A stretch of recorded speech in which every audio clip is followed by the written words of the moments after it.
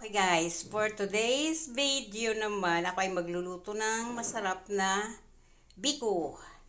Yung sticky rice or malagkit na bigas, ay isinasaing ko na siya sa rice cooker.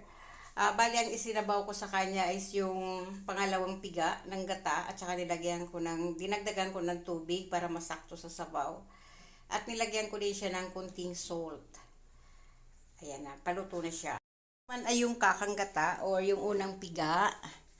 Bali nilagyan ko na siya ng kunting salt at mayroon din ako ditong brown or ang tawag dito sa amin is na asukal na negro. Ano ito? Half kilo. Uubusin ko lang kasi yung malagkit ko naman is bali 1 kilo. So ayan. Tutunawin ko na siya para pag nilagay sa apoy is tunaw na yung sugar.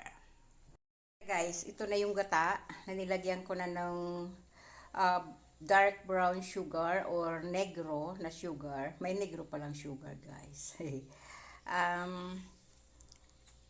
Natunaw na siya yung sugar.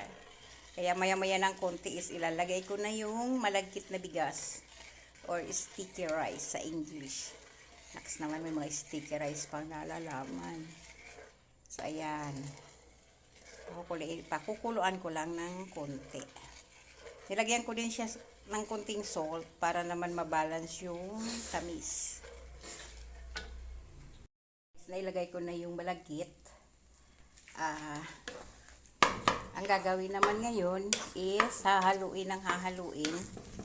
Haluin siya ng haluin. Kasi pag dumating na sa punto na lalaban na siya. lalaban na sa kutsara yung malagkit na bigas, ibig sabihin nun ay luto na siya. So ngayon ay hahaluin lang ng hahaluin para medyo matuyo-tuyo yung gata.